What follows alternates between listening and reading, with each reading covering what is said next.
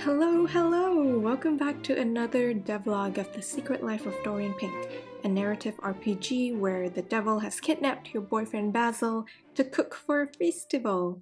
Finally got around to making a gate for Henry's estate. Yay! This is what it looks like when it's closed.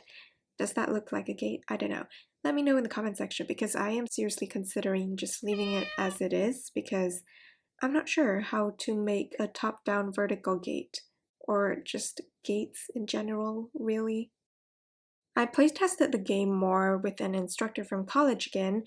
One very cool thing mentioned was try to remind the player of the stakes even when they're doing other tasks or side quests. Of course, that's conventionally the way to go, and games are constantly breaking norms and rules with new concepts, mechanics, and perspectives, and other fancy words. So there's really no right or wrong for making a game unless you're going for the totally for commercial purposes only route, in which case you are probably doing the tried and tested framework.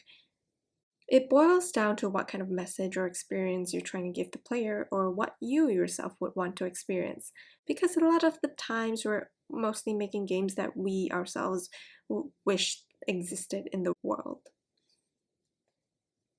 Anyway, that was a little tangent. My point was, I do want to remind the players of the stakes, which is your boyfriend, who is going to be eaten anytime soon. I want to add to the spooky element a little bit, even though this is not a spooky game by any means. So how I'm doing it is there are many paintings in the game, and since Dorian Gray's Sinful Life started with a portrait, I made it so that a few framed paintings sometimes flash with Basil's reflection, with a "Save me" on the bottom to remind the player that yes, hell is fun and all, but remember you have a boyfriend to save.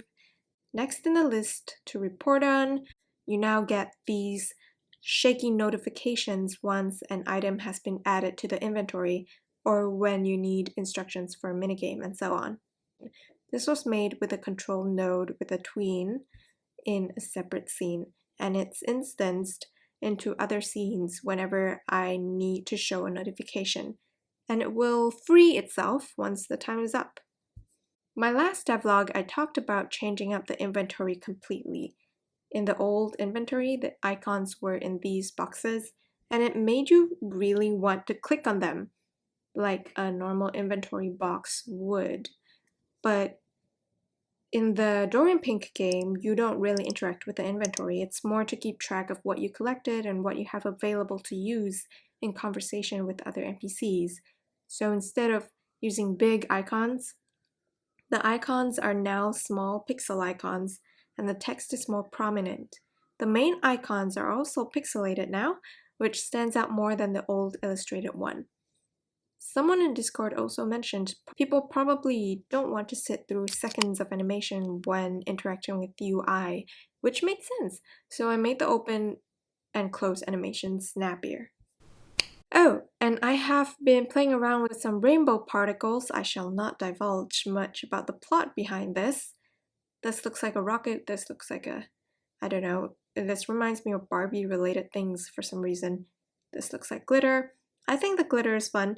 It's probably the only instance where there are so many colors in this monochromatic game. I am also mostly done with Arc 1, the first arc of the game. Now I'm starting to get into the second arc, which takes place at the Devil's Lair.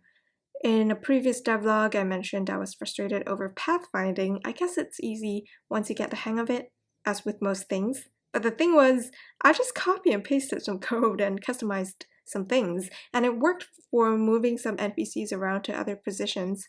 I never really spent enough experimentation time to understand the basic concept of pathfinding, and that's a problem because now in the second arc of the game, I want the NPCs to be able to follow you around, you as in Dorian, and I have no knowledge of how to do that, so back to tutorials it is. I also recently started filtering more obscure tutorial topics by upload date on YouTube. Normally, you always see the few more popular channels and videos, and they're good, but sometimes when you want to dig more into a topic, it's nice to diversify the search. I find some cool but less known things that way. Alright, thank you for watching. I'll be waiting for you in the Dorian Pink Discord with more progress updates. It's quite an uneventful devlog compared to my previous ones. Still, if you enjoyed it, leave me a thumbs up. I also have a question for you if you haven't closed the tab yet. Would you be interested in learning why I ended up going into game development? I used to be really passionate about graphic design. Let me know. I'm also going to put out a video explaining dialogue systems sometime soon, so if you're interested in that, subscribe and stay tuned. Bye!